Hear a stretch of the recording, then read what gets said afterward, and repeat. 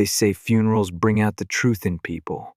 But honestly, the real chaos starts at the will reading. The office was too polished, too cold, like everyone was pretending grief looked like mahogany furniture and expensive suits. I sat in the back corner, quietly absorbing the scene. My older sister, Chloe, made her entrance like she was walking into a board meeting. Sleek black heels, tailored dress, not a single strand of hair out of place. Of course, she'd already claimed the spotlight, just like always. "Mr. Ethan Carter," the lawyer said, her voice crisp as a chilled Chardonnay. "We're ready." I nodded. Didn't say a word. I was 34, a professional art restorer, and apparently still the family disappointment. My parents never said it directly, but Chloe's golden child status screamed it loud enough for all of us. Mr. Delaney, our family lawyer, adjusted his glasses and began reading. Chloe got everything: the Vermont estate, the summer house, controlling shares of Carter Innovations, and a sprawling investment portfolio. Then came my turn. To our son, Ethan, we leave the painting Twilight Grove, currently hanging in the main residence. That was it. A painting. No estate, no shares, no money. Just a painting my mom used to stare at, like it held the meaning of life. I sat there frozen. Chloe actually snorted, and whispered something smug under her breath. I didn't rise to it. I just asked, "Is that all?" Mr. Delaney gave me a weak, apologetic nod. The painting must be collected within 7 days. I stood and left before I could say something I'd regret. On the drive back to what was now legally Chloe's house, my mind spun. I wasn't after the money, but the insult? It was deliberate. A final jab, served cold. My mother had always treated me with this quiet detachment, like I didn't quite fit the mold. The housekeeper, Jonathan, met me at the door. His eyes were red. "They did you wrong, Mr. Ethan," he said, pulling me into a hug that reminded me what real loyalty looked like. He helped me take the painting down carefully, reverently. "Your mom used to stare at this thing for hours," he murmured. "Said there were patterns, numbers." We thought. Maybe the illness made her confused. But I remembered that look in her eyes. Focused. Almost mathematical. Later that night, back in my apartment, I hung the painting on the wall. The forest in it was eerily still. Beautiful, but not quite right. Something about the shapes embedded in the trees caught my attention. Geometric, sharp, almost deliberate. It didn't feel like art. It felt like a message. And something told me whatever my parents tried to bury with that inheritance was just starting to surface. I don't know what exactly I expected that night. Maybe some closure. Maybe a ghost of an explanation. What I got instead was a glass of wine, a living room drenched in shadows, and a painting that wouldn't stop looking back at me. Twilight Grove, forest scene, dusky light, hyper-detailed trees and those shapes. Geometric, deliberate, almost mathematical, squares, triangles, hexagons, like fragments of an ancient code woven into the trees. I leaned in. They weren't painted with the same pigment as the rest, subtly different, barely noticeable unless you knew what to look for. That's when I felt it, that pull, that itch behind my eyes, like when you almost remember a dream, but it keeps slipping away. Then came the text, from Chloe. "Don't be bitter. There's always room for you in the company. Mailroom's open." I didn't respond. I stared at that painting instead, letting it crawl under my skin. This wasn't a coincidence. I pulled out my laptop. James Morrison, the artist. Obscure. No records, no sales history, barely a digital footprint. The gallery where my mother bought it shut down 5 years ago. It was like the painting never existed until it landed in our family's study. And then I remembered something Jonathan had said: numbers. I turned off the lights, sat in the dark, let the glow from the street lamps hit the canvas just right. That's when I saw it. Not just shapes, patterns, sequences. Somehow my brain just clicked into place. It wasn't just hidden, it was encoded. Whoever painted this knew exactly what they were doing. And I wasn't seeing art anymore. I was reading a map. Then someone knocked. Hard. I froze. Peered through the peephole. Chloe. Hair disheveled. Dressed down. No smug smile this time. Just a dead serious look and eyes that flicked nervously over her shoulder. "Ethan," she hissed through the door. "Open up. We need to talk about the painting." I stayed quiet. My heart was thudding now, adrenaline curling through my gut. "You don't understand," she whispered, her voice urgent. "That painting. Mom left instructions. You have to give it to me." I stayed behind the door.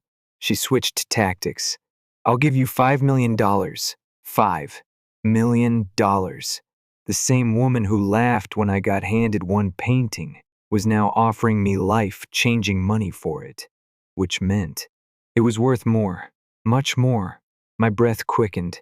I backed away, grabbed the painting off the wall, took it to my bedroom, and locked the door just as I heard my front door click open. She still had a spare key. "Ethan," she shouted. "Where is it?" I clutched the canvas like it was a life raft, eyes scanning the back. That's when I noticed a gap in the frame, barely visible. I pried it open with shaking fingers. A folded piece of paper slipped out. My mother's handwriting. Elegant, familiar, unmistakable. "My dearest Ethan, if you're reading this, then you've already begun to see what others could not. You were never meant to follow the family business. You were meant to dismantle it. The painting is a key. The shapes are coordinates. And what they lead to will destroy everything your sister and father built." I stopped breathing. My mother hadn't just left me a mystery. She'd left me a mission. And outside my door, Chloe was still shouting my name, but she had no idea what was coming. I didn't sleep. I spent the rest of the night sitting on the floor of my bedroom, with the painting laid out in front of me, and my mother's letter clutched in my hand. The room was quiet except for my own thoughts, loud, panicked, racing thoughts, and the distant hum of traffic through the cracked open window. The letter was clear, but it felt insane. Coordinates? Access codes? A hidden truth about Carter innovations? And yet, the more I stared at those shapes, their angles, their placements, the way they repeated, I knew it wasn't just grief-fueled paranoia. This wasn't symbolic. It was structural, mathematical, intentional. My mother hadn't been eccentric. She'd been brilliant and terrified. By morning, I had decoded 2 full sequences from the painting by overlaying tracing paper and following the geometric paths like a cipher. I photographed every section, marked angles, intersections. The first sequence matched up with GPS coordinates in rural Massachusetts, somewhere in the outskirts of the Berkshires.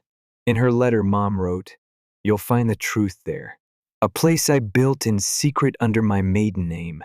They never knew about it. But be warned, if you found it, so have they." I didn't need her to explain who they were. I threw my essentials into a duffel bag, my laptop, a portable scanner, a blanket-wrapped painting, and every trace of the cipher I had mapped so far. I didn't think twice. I just moved. My hands worked on muscle memory, while my mind refused to settle. As I stepped out the door, I noticed the black SUV across the street, idling, windows tinted too dark. My gut clenched. Chloe was still playing her game. I got into my car, drove 2 blocks, and then ditched to the back roads. No GPS. No phone connection. I looped through the city like a fugitive because, in some twisted way, I was. By the time I reached the location, an overgrown property off a cracked road, camouflaged behind decades of neglect, the sun was high. An old farmhouse stood rotting in the field. Ivy claimed the roof. The shutters hung like broken bones. It looked abandoned, except it wasn't. I scanned the grounds with the painting as my guide. Trees in the image matched trees in real life. A cluster of rocks aligned with strange angles. Eventually, I found it. A storm cellar, half buried, rusted shut, camouflaged by weeds. A keypad blinked beneath a false stone. I entered the first sequence I had pulled from the painting. The doors unlocked with a hiss. I stared into darkness. My mother had really done it, built something monumental, and hidden it with precision, right under her husband's nose. It was genius. It was terrifying. I descended the steps. The air turned cool and metallic. Lights flickered on in sequence as I passed. My sneakers echoed on concrete. The deeper I went, the more it felt like I was walking into the belly of something sacred, something forbidden. And then I found it. A laboratory. It wasn't makeshift. It was immaculate. White walls, sleek surfaces, shelves of labeled prototypes, patents framed on the walls, her name, not Dad's, not Chloe's. Designs the first recognized as the foundations of Carter innovations. Only these were the originals. I walked slowly, touching everything like it might vanish if I blinked. It was like discovering Da Vinci's workshop, untouched by time. And that's when the door behind me opened. I spun and nearly dropped the painting. "Impressive, isn't it?" a voice said. My heart stopped. Standing there in tailored slacks, arms crossed, eyes cold and calm, was Eleanor Carter, my mother. Alive. No, that wasn't possible. We buried her. I saw the casket. I gave a eulogy. "Don't look so surprised," she said coolly, stepping into the lab like she owned the air. "You always saw more than they wanted you to." Behind her, Chloe appeared, face pale, lips pursed. She didn't look smug now. She looked scared. "You were supposed to be dead," I said. My voice came out flat, robotic. Eleanor smiled, but it didn't reach her eyes. "That's the point, dear. The world needed to think I was. I gave your sister everything she wanted to keep her distracted. And you? I left you what you needed." I stepped back. My thoughts spun. "I built this," she continued, gesturing to the lab. "Every major innovation Carter Industries ever sold mine. Your father stole them. Chloe made sure they stayed buried. And when I refused to play along, they tried to erase me." She turned, her tone sharp. "But I outplayed them." I looked at Chloe. "You were part of this?" Her eyes flicked away. "She didn't have a choice," Eleanor said. "None of us did. Until now." My voice cracked. "Why involve me? Why hide it all in a painting?" She stared at me for a long beat. "Because you're the only one who saw patterns, who asked questions, who didn't need to be told what to think." She stepped forward and handed me a flash drive. "This contains every encrypted file, every stolen patent, every illegal deal." The painting was a breadcrumb trail, but this is the feast. I stared down at it. My mind couldn't decide whether to be angry or awestruck. "And what am I supposed to do with this?" I asked quietly. She gave a sad smile. "Burn them down." Before I could respond, an alarm sounded overhead, sharp, high-pitched, and insistent. "They found us," Eleanor said, her expression hardening. I turned and saw lights flashing on the lab's security panels. My phone buzzed. "Jonathan, Mr. Ethan, there are men at the house. They're tearing through your mother's things, looking for something. Please be careful." Too late. This wasn't just a family secret anymore. It was a war. Red lights flashed across the lab walls, like blood pulses. The alarm screamed overhead, shrill and angry, vibrating in my bones. I backed away from Eleanor and Chloe, instinctively clutching the flash drive like it was a detonator. "What the hell did you do?" I shouted over the blaring sirens. Eleanor didn't flinch. She moved toward a steel terminal embedded in the wall and entered a command so quickly, her fingers blurred. "They triggered the breach sensors upstairs," she said, calm as ever. "They're here for you. And for this." "Who's they?" I demanded. "Dad's dead." Eleanor didn't answer. The screen in front of her blinked once, then revealed a live feed. A team in black tactical gear storming the farmhouse above, flashlights sweeping across floorboards, radio chatter cutting through the static. I saw one of them bend down and rip up a floor panel. "They're Carter's private security," Chloe said quietly, her voice almost childlike now. "Dad's not dead, Ethan." Time stopped. My heart sank into my stomach. "What?" Eleanor nodded. "He faked his death 5 months before mine. He needed to disappear long enough to draw you out, get you close enough to the painting. But why?" "To lead us here," Chloe interrupted. "We couldn't break in. Mom changed all the security protocols before she vanished. The lab was locked. You were the key." Every nerve in my body burned. Rage, betrayal, shame. It all fused together like a chemical fire. "So the inheritance," I said, realization dawning. "It was bait. All of it." Eleanor's expression softened for the first time. "Not for me. I left the trail, the painting, the coordinates, the clues. Your father and sister needed you to open the door.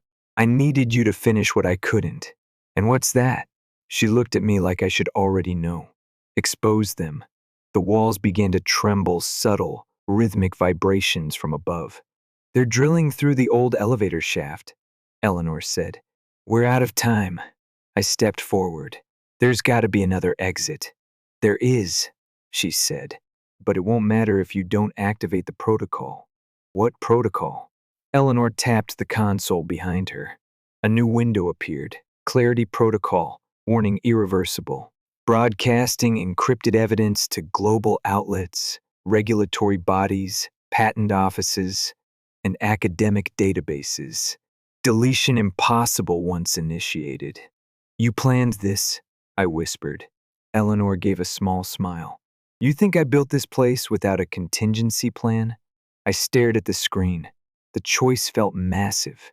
But in that moment, watching Chloe's mask crumble, feeling the floor thud with approaching footsteps, I saw it for what it really was. It wasn't a choice. It was my inheritance. I moved to the terminal and entered the final cipher from the painting. The shapes, the codes, every strange symbol Mom had left in that canvas, it all aligned now, like a lock clicking into place. I hit enter. The lights dimmed, then flashed once. A low chime rang through the lab, followed by a calm, automated voice. "Clarity protocol activated. Transmission initiated." Suddenly, every monitor in the lab lit up lines of code, schematics, timestamps, signed patents, email chains, all with my father's and Chloe's names stamped over confidential documents. I turned just in time to see Eleanor exhale for the first time. From behind us, metal groaned. The freight door burst open, and there he was, Isaac Carter, alive, exactly as I remembered him. Trim, poised, a storm in a business suit. He looked older, but not weaker, if anything, more dangerous. His eyes swept the lab, then settled on me. "I always knew you'd be the problem," he said coldly. My throat dried. "Not dead, of course." He stepped forward. "You never belonged in this family." "No," I said. "I was never blind enough." Isaac looked at Eleanor. "Shut it down." She didn't even blink. Too late. The lab's voice cut in again. "Transmission 38% complete. Interpol nodes receiving. Point a securities commission confirmed."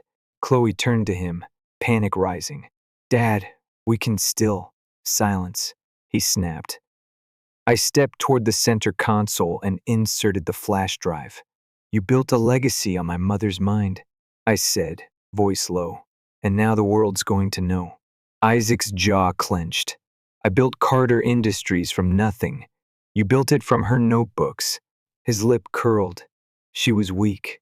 Eleanor walked beside me. "No, I was patient." He lunged forward. That's when I hit the second command lockdown. Alarms roared again.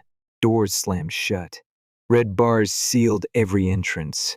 The floor beneath us pulsed with magnetic locks. We were trapped together in the very place he had tried so hard to erase. Transmission 78%. Auto broadcast to whistleblower networks engaged. SEC warrant validation confirmed. "I hope you enjoy your cell," I said. "This is your empire now. Through the security cameras, I saw flashing blue lights outside. Police, FBI, dozens of them. Chloe's face broke. She started to cry, quietly, pitifully. Isaac just stared at me and said nothing. The truth was loud enough. It's surreal how fast everything crumbled. In just 48 hours, Carter Innovations transformed from a billion-dollar tech dynasty to a national scandal. Headlines hit like a wrecking ball. CEO Isaac Carter found alive arrested on federal charges. Whistleblower reveals decades of patent theft. The forgotten son who brought down an empire. I watched it all unfold from a quiet hotel room 2 towns over. The painting leaning against the wall beside me, Twilight Grove, no longer just art, but a monument to the truth. Chloe and Isaac were behind bars by morning. The evidence we had triggered the SEC, FBI, Interpol, you name it. Carter Innovations stock dropped 62% overnight. Investors fled. Board members resigned. The empire they built on my mother's mind was burning from the inside out. And I was free, but I wasn't done. I got the call 2 days later. It was Veronica Chin, lead investigator from the SEC. We've completed our initial review, she said. Your mother filed over 32 patents under a private trust, each one legally protected. That trust now names you as the sole beneficiary. I didn't respond right away. I just stared at the blueprint of the lab on my desk, my thoughts oddly still. Veronica continued. There's more. The trust also includes licenses, licensing revenue structures, and a clause giving you operational control of any company reliant on these technologies. Including Carter Innovations? I asked. She paused. Especially Carter Innovations. Just like that, I owned the very thing that had cast me aside. A week later, I walked into the company headquarters, for the first time in years this time, not as the ignored son, but as its new majority shareholder. The same board that once treated me like a ghost now sat stiff in leather chairs, waiting to see what I'd do.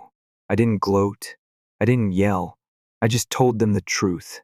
This company was built on stolen brilliance, I said. Starting today, we rebuild on transparency, on ethics, on innovation that honors the minds behind it. No one objected. They couldn't. Most were already lawyering up. I renamed the company Aurora Innovations, after my mother's favorite constellation, the one she used to trace with her finger on my ceiling when I was a kid, telling me the stars always told stories the world wasn't ready to hear. Now the world would listen. It wasn't just about revenge anymore. I established a foundation in her name, the Evelyn Carter Trust, dedicated to tracking down and compensating inventors who'd been exploited, buried, or bought off by corporate predators like my father. We funded research, launched scholarships, created an open access database where inventors could publish designs with built-in legal protections. The very first file uploaded, my mother's last blueprint. She titled it, Vision Without Permission.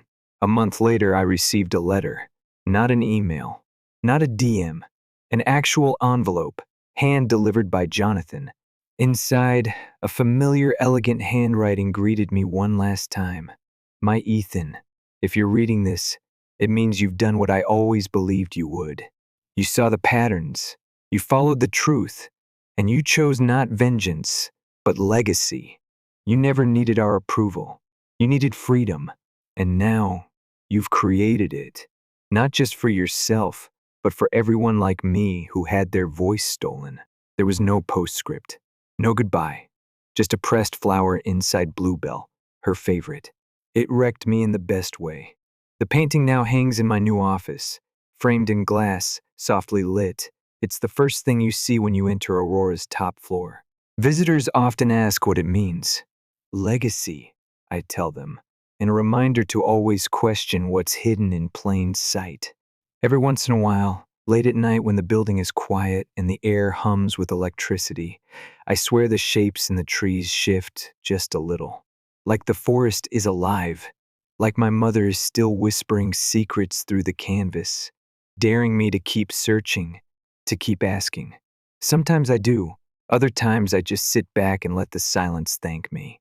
Last week, I got a message. Chloe. She's out on bail waiting for sentencing. Her message was brief. Can we talk? I miss our family. I didn't know what I was doing. I didn't respond, not out of spite, but because some patterns, once broken, aren't meant to be rewoven. The Aurora Innovation Fair launched last spring. We invite young inventors from across the country to showcase ideas with full legal backing and mentorship. This year's winner? A 19-year-old girl from Pennsylvania with a prosthetic design that adapts to emotion-based inputs.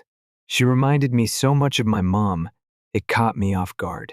As I handed her the glass trophy, she asked about the painting in the background. Was it really worthless? I smiled. No, I said. It was priceless. Because it was never just a painting. It was a compass, a confession, and ultimately, a gift. Story 2. You ever have one of those moments that burns into your memory forever? For me, it was the day my world split down the middle. I was 9, sitting at our wobbly kitchen table, doodling in a math workbook I wasn't even pretending to do, when my parents sat down with these faces that didn't match the smiles they usually wore. Something was off. Dad reached out, hand shaking, and said, "Callie, sweetie, we need to talk." That was the day we found out my dad had cancer. I didn't understand the medical words, but I understood the look in my mom's eyes. I understood that things weren't going back to normal. Over the next 2 years, our home turned into a rotating cast of doctors, casseroles from neighbors, and whispered conversations I wasn't supposed to hear. My dad, who once fixed everything from broken doors to broken hearts, started shrinking. My mom, ever the rock, forced smiles by day and sobbed at night behind the thin wall of their bedroom. I'd sit outside their door, not knowing if I should knock, listen, or disappear. When Dad died, I was 11. His funeral was a haze of black clothes and stiff hugs. I remember my mom gripping my hand so tight it hurt, but I didn't pull away. I thought we were going to get through it together. I thought she'd still be Mom. I was wrong. A week later, she sat me down again. Same serious face. "I've been talking with your Grandma June," she said, not quite meeting my eyes. "I think you should stay with her for a while." "Why can't I stay here with you?" I asked, voice barely above a whisper. She tucked my hair behind my ear like she used to, but the gesture felt mechanical. "I just need some time to figure things out." So the next day, Grandma June, my dad's mom, picked me up. She didn't say much during the drive to her 2-story brick house on Oakview Street, but I noticed the tight grip she had on the steering wheel. White knuckles. When we got there, she helped me carry my bag to the guest room. Not a word about how long I'd be staying. At first, it was temporary. That's what they kept saying. Just a few weeks, Mom promised. Then a month. Then 3. She called sometimes. Always the same script. "Can I come home soon?" "Just a little longer, sweetheart." You understand, right? I didn't. Grandma didn't say much about it either. But every time Mom called, she'd bang the pots around a little louder than necessary. That was Grandma's way of talking. Still, she never made me feel like a burden. She cooked my favorite meals, told me stories about Dad as a teenager, some of them actually funny, most of them totally embarrassing. Helped me with schoolwork, listened when I needed to rant, and even pretended to be interested in my sketching. But no matter how good it got, I kept staring at the driveway, waiting for Mom's car to pull up. And eventually, it did. 6 months in, I was doing homework at Grandma's kitchen table when a blue sedan pulled up out front. I peeked through the blinds. Mom stepped out in a bright red dress and high heels, smiling wider than I'd seen since before Dad got sick. There was a man in the driver's seat, tall, stiff posture. Didn't even look up at the house. "Callie!" Mom burst through the door like sunshine, arms outstretched. "I have amazing news!" Grandma stepped into the room, arms folded. "This is unexpected, Natalie." I want you to meet someone, Mom said, practically glowing. His name is Alan. He's wonderful. And we're getting married. I blinked. You're getting married? Mom nodded eagerly. He has 2 daughters, Rachel and Lily, 9 and 10. You'll have sisters. I glanced at Grandma. Her jaw was locked. Sisters? I repeated. We're going to be a real family again, Mom said. And just like that, she started packing my things. The drive back to my old house. Our house was a blur. Mom kept talking about the wedding plans and how amazing everything was going to be. When we pulled into the driveway, 2 girls sat on the porch steps in matching pink cardigans and headbands. This is Callie, Mom chirped. The taller one, Rachel, stood up. We know who she is, she said with a sugary smile that didn't match her eyes. Dad told us, Lily chimed in. But just so you know, he's our dad, not yours. And your mom is going to be our new mom. I turned to Mom. She didn't even flinch. Inside, it was like stepping into a house that used to be mine, but now belonged to strangers.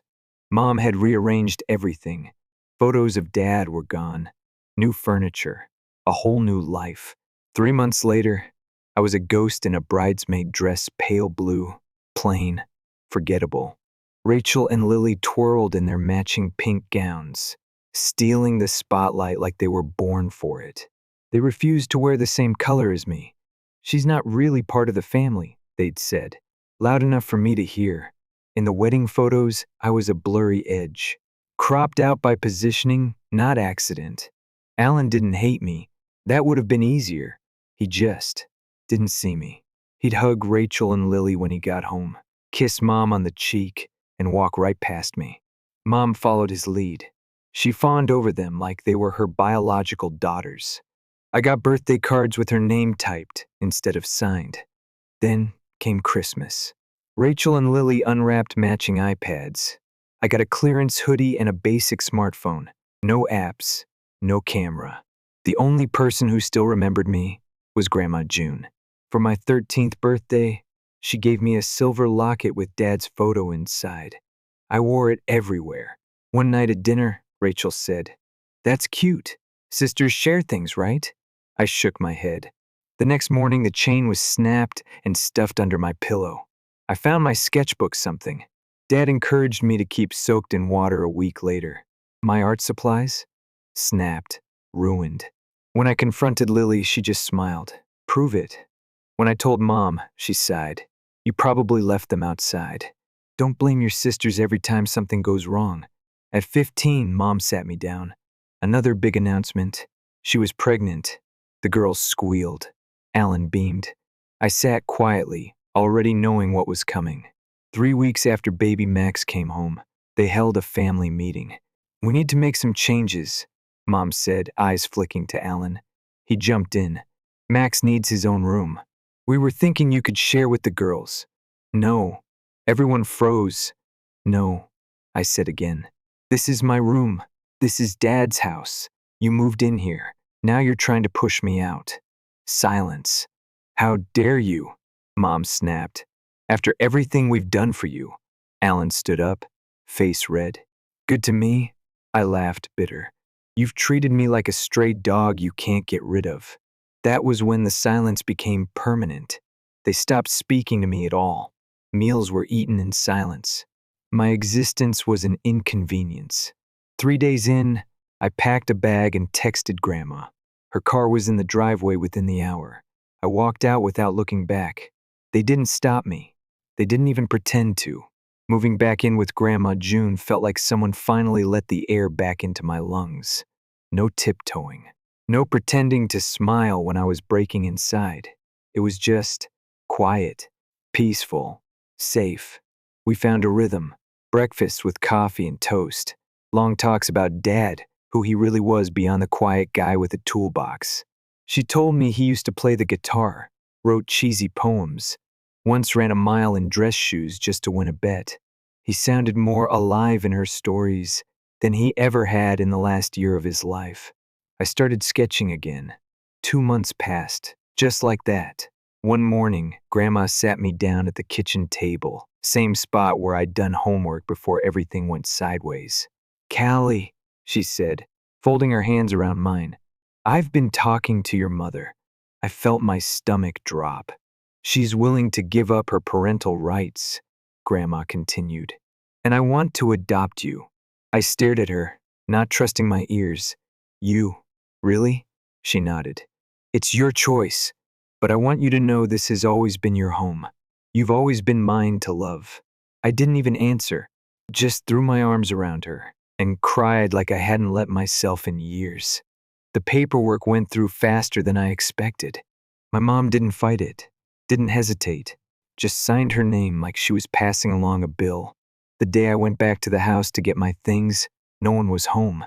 Everything of mine was in the garage, boxed up and dusty. My bedroom? Gone.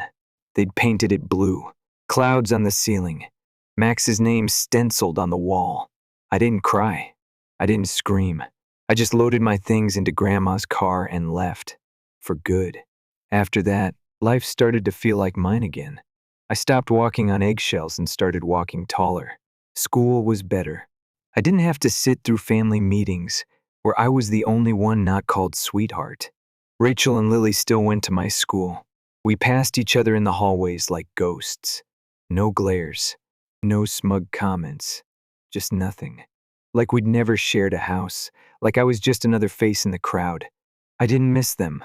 Grandma helped me with college applications, pushed me to think big, dream bigger.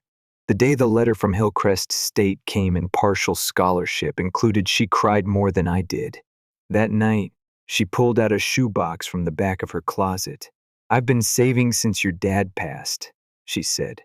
Inside was a stack of bonds, some cash, and a handwritten note from Dad that just said, "For her future."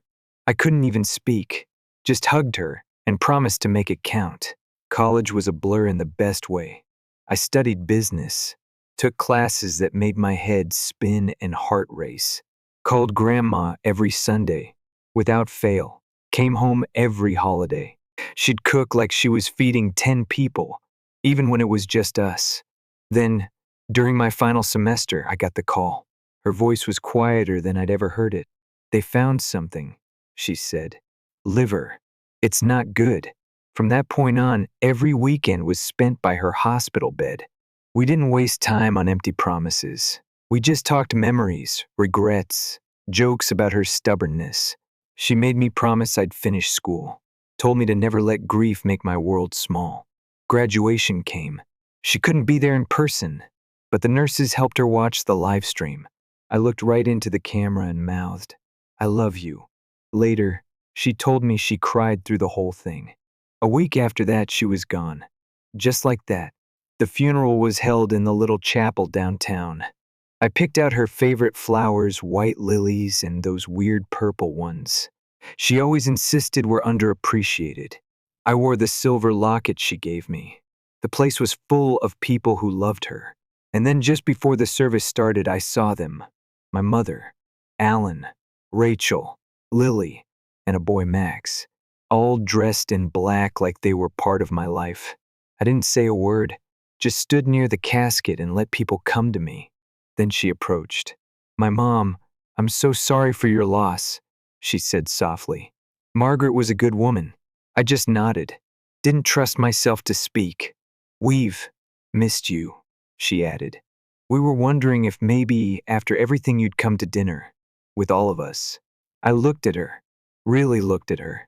She had more lines on her face, more gray in her hair, but the same nervous hands, same eyes that never quite met mine when it mattered.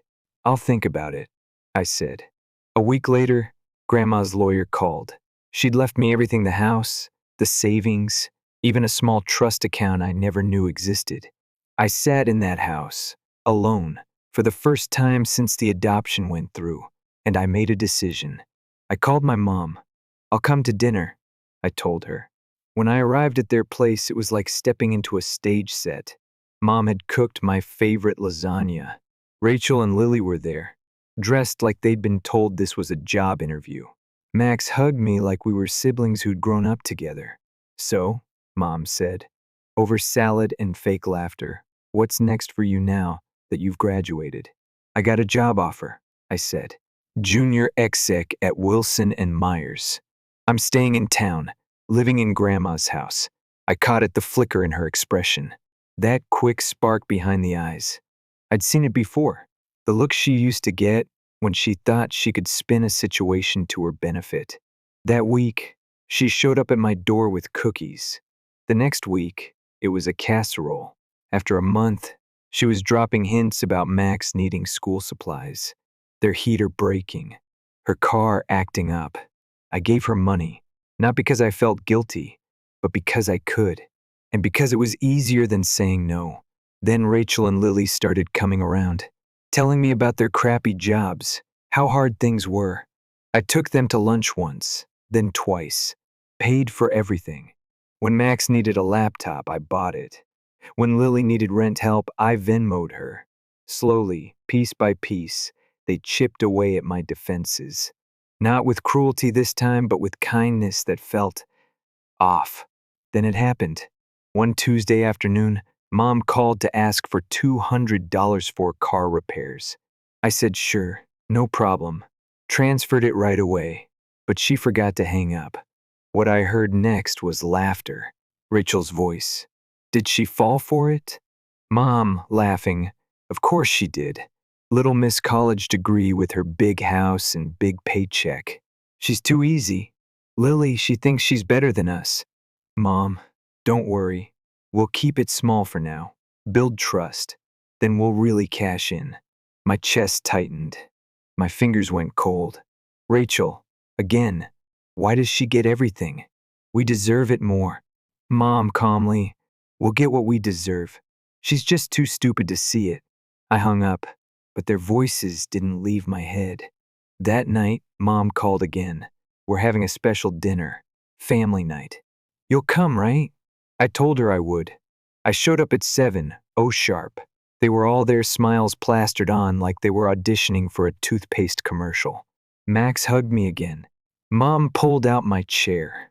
The lasagna was back. Everything was choreographed. Every "we missed you and we're so proud" felt like lines from a script. Then, as dessert hit the table, Mom cleared her throat. There's something we wanted to talk to you about, she said, reaching for Alan's hand. The house. We've had some structural issues. The foundation, 10,000, Alan added, like they'd rehearsed it. Mom leaned in. We hate to ask, but you're doing so well. I looked at them, one by one. Then I smiled. No, they blinked, like maybe they misheard me. I said no, I repeated. Not $10,000, not a dime. Callie, sweetheart, Mom began, her voice too sweet. You forgot to hang up the phone yesterday. The blood drained from her face.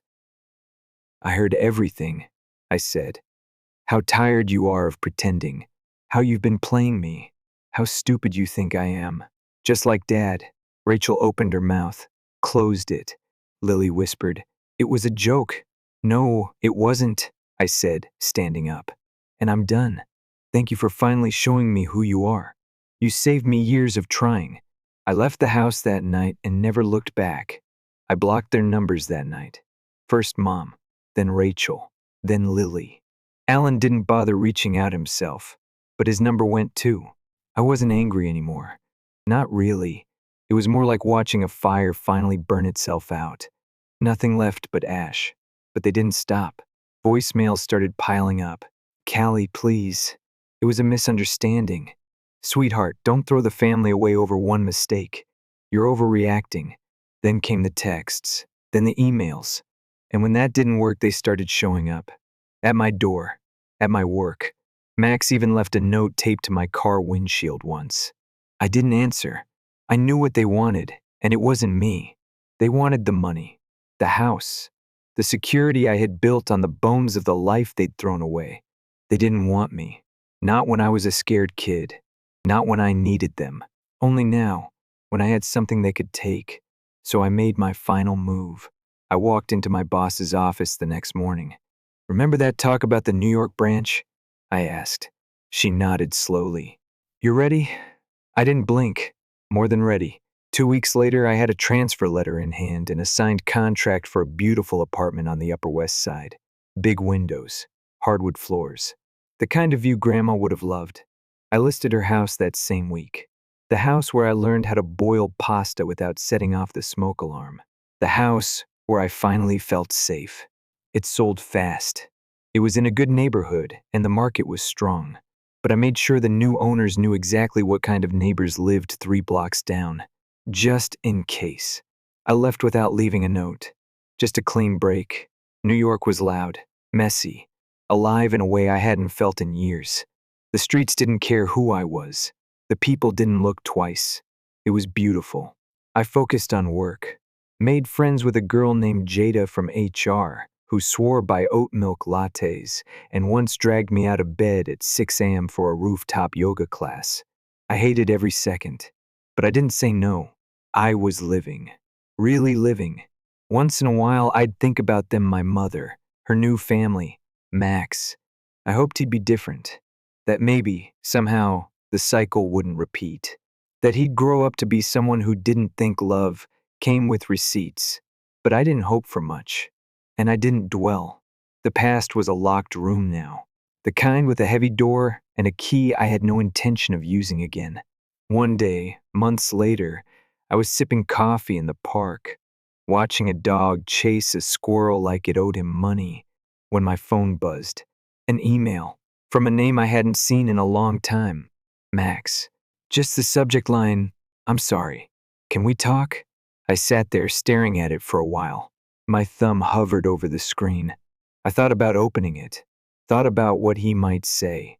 Thought about how maybe he didn't know any better. Maybe he was just a kid trying to understand why the only sister he'd ever hugged disappeared without a word. But then I thought about the day they packed my life into boxes without asking. The day they repainted my room while I was still breathing. And I closed the app. I didn't delete the message. Didn't block him. But I didn't reply. Not yet. Maybe not ever. Because healing isn't always a loud declaration.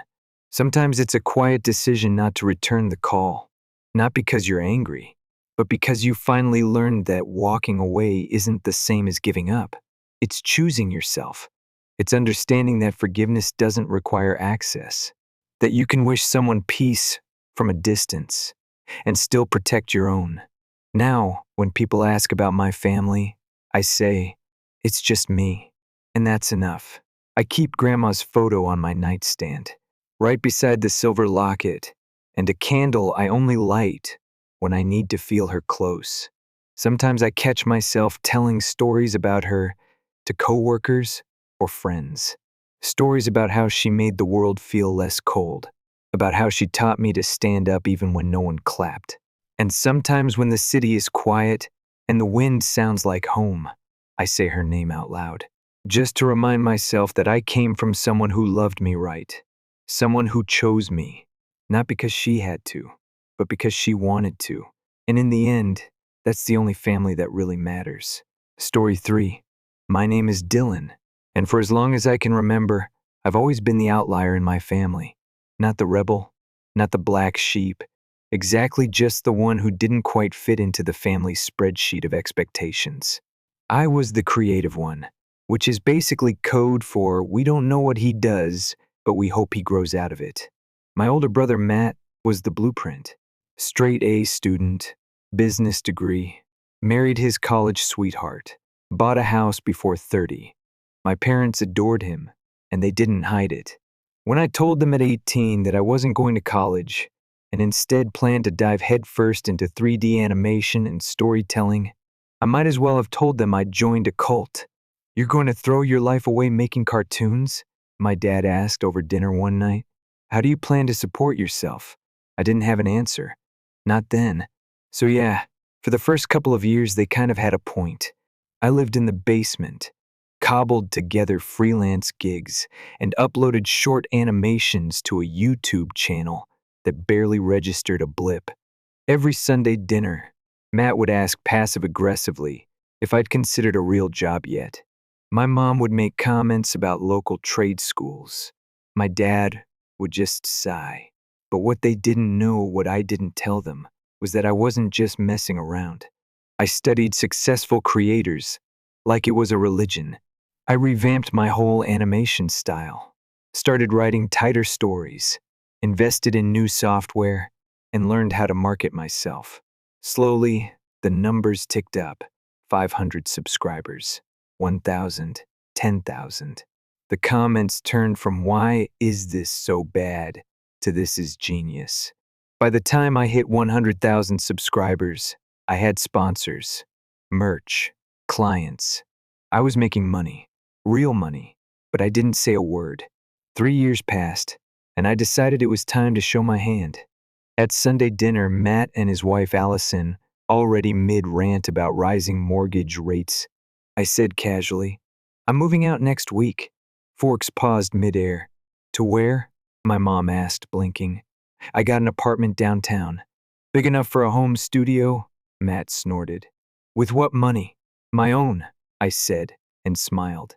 I could see the gears turning in their heads, trying to reconcile the useless dreamer with someone who could afford rent without parental charity. That night, I drove home and laughed the whole way. My new apartment was small but perfect. I decked it out with dual monitors, soundproofing, custom lighting, the whole content creator starter pack. The money kept coming. By the time I hit 1 million subscribers, I'd built a team of freelancers. I had an LLC, a business account, and a savings cushion so thick I could finally breathe. I didn't flaunt it, but I didn't hide it either. Designer shoes, a car that didn't rattle at stoplights, a nice leather bag that caught Matt's wife's eye one dinner. "Is that real?" she asked. I just shrugged. That's when the shift happened. Subtle at first. The fridge at my parents' place was acting up. The washing machine was making weird noises. Dad mentioned property taxes. Mom sighed over the heating bill. So I started helping. At first it felt good, like I was finally enough. I wrote checks. I covered utilities. I bought them a new fridge without being asked. Then Matt lost his job. Allison was pregnant again. They were struggling. I started sending them monthly transfers, anonymous at first. But they figured it out. When Allison called to thank me, I said, "That's what family's for, right?" Except in my family, that only flowed one way. I launched my own studio a year later, rented an entire office floor, hired 3 animators, and brought on a creative director. My parents were stunned. "You have employees?" my dad asked. Like I'd announced I was opening a rocket factory. "Yup," I said. "We're working on a series deal." The money snowballed. I bought a proper apartment, floor-to-ceiling windows, a concierge in the lobby, the kind of place that made my younger self do a double take. I even bought a car for my parents, a safe, spacious SUV. Had it delivered to their driveway with a giant red bow and everything. "I'm so proud of you," my mom said, hugging me at the party we threw for their anniversary. Dad nodded, misty-eyed. So proud. I believed them. That was my mistake. 2 weeks later, I stayed behind after one of our usual Saturday dinners. My parents had gone out, enjoying their new car, and I found myself sorting through old boxes in my dad's office. Childhood memories, drawings, school projects, even Matt's college acceptance letter framed, of course. Then I found a folder, plain manila, tucked beneath some tax papers. It was their will, dated just after the anniversary party, just after the car. Everything, house, car, savings, belongings, was to go to Matt. Only Matt. My name didn't appear once. I stood there, numb. It wasn't about the money. I didn't need their house or car. I had more than enough of my own. It was what it meant. That no matter what I gave them emotionally, financially, practically, I was still the outsider. Still the kid playing with cartoons, while Matt was the real son. They walked in as I stood in the living room holding the will. Mom went pale. Dad froze. "What's this?" I asked. Mom recovered first. "You had no right to go through our personal files." "Did you plan to tell me before or after you signed everything away?" I asked. Dad tried to reason. "You're already successful, Dylan. You don't need it. Matt, he needs more support." I stared at them. "Then say that." Say it to my face. Don't pretend I'm family when you're planning like I'm not even around. Mom's tone turned sharp. You're being dramatic. It's our right to decide. I placed the will on the table, quietly. Keep it all. I left the house without another word. The silence felt heavier than anything they'd ever said. When I got home, my phone rang. It was Matt. You had no right to touch that, he snapped. I didn't touch anything. I just read it. Oh, so now you're mad because Mom and Dad trust me more? I pay your rent, I said. He went quiet. Then came the venom. You think you're better than everyone else now? Just because you make money drawing cartoons? I hung up, and I blocked him. The following week, my parents called, then texted, then called again. I ignored it all. Until the voicemail came, we need to talk Saturday dinner, please. When I arrived, everyone was seated: Mom, Dad, Matt, and Allison. A roast on the table, my favorite. We've made a decision, Mom said, lips tight. Dad nodded. We've already transferred the house into Matt's name. Matt looked smug. Allison wouldn't meet my eyes. To protect our estate, Mom added. I let the silence sit for a long moment. Then I stood up. No more checks, I said. No more bills. No more rent. No more pretending I'm part of a family that never saw me as one. Their faces shifted from surprise to panic to anger. You can't just abandon your family, Mom cried. Family doesn't treat me like an ATM, I said.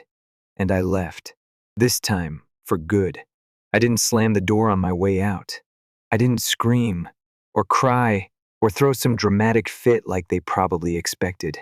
I just drove home, rolled the window down, let the wind cool my face while my mind replayed everything. Mom's cold tone, Dad avoiding my eyes, Matt smirking like he'd just won some unspoken game. It hit me halfway across town. They never saw me as equal. Not when I was a kid. Not when I built my own career from scratch. Not even when I bought them a car and paid their bills. I was never a son in their eyes. I was a resource, a backup plan, an insurance policy with a pulse. And now that I wasn't handing out money like candy, I was disposable. Funny how fast we're so proud of you turns into silence when you stop serving their needs. I spent the next day in a fog. My phone blew up texts, missed calls, voicemails. First from my parents, then from Matt, then from Allison. Same cycle. Guilt, anger, denial, more guilt. I didn't respond to any of it. Then Mom posted on Facebook. I knew it was coming. I could have set my watch by it. She wrote a long, dramatic post about children who forget where they came from and how she and Dad were abandoned after everything they've sacrificed. It was vague enough to keep plausible deniability, but pointed enough that everyone in our family circle knew exactly who it was about. I read it once, then again, then laughed, because the comments started rolling in, and they didn't go the way she expected. Didn't Dylan pay for your Hawaii trip? One cousin asked. Wasn't it Dylan who bought you a car? Another added. Even my aunt chimed in. Didn't he fund Matt's rent when he lost his job? No response from Mom, but Matt jumped in, throwing every insult in the book at me. Greedy, selfish, jealous. Allison liked every comment he made. It was petty, it was childish, and it was all the proof I needed. The next morning, I opened my laptop and pulled up the insurance account tied to the SUV I'd bought them. Quick search. One click. There it was, my name on the title, still the legal owner. I called the insurance company. Hi, yes, I'd like to initiate a vehicle repossession. I'm the legal owner, and the car is no longer with someone I trust. The rep was polite, professional, and fast. By sunrise the next day, the car was gone, towed clean out of their driveway before the dew had even lifted off the windshield. That's when the real chaos started. I got 30 texts in an hour, calls, voicemails, even a FaceTime attempt from Allison, which I declined without hesitation. The last message from Mom simply said, "You've gone too far." I didn't answer. I didn't need to. 2 weeks passed. It got quiet, too quiet. And then the whispers started, little updates from extended family. I wasn't asking for them, but they came anyway. Screenshots, screenshots, screenshots. Mom was complaining about how tight things were financially. Dad had posted in a community Facebook group asking for any handyman recommendations, roof issues. Matt and Allison had moved to a smaller apartment in the next town over. The car they'd once bragged about? Gone. The rent? Unpaid, apparently. I figured they were probably hoping I'd cave, that I'd come crawling back with an apology and a check in hand. They didn't realize I wasn't angry anymore. I was just done. And I started living, really living. I took the money I used to set aside for their emergencies and put it toward my dream home. I hired an architect, bought a plot of land with a view of the lake, and enough space for a dedicated animation studio, a garden, and finally, a dog. He's a scruffy little rescue mutt named Toby. Sleeps under my desk while I storyboard. My team and I crossed 10 million subscribers a few weeks later.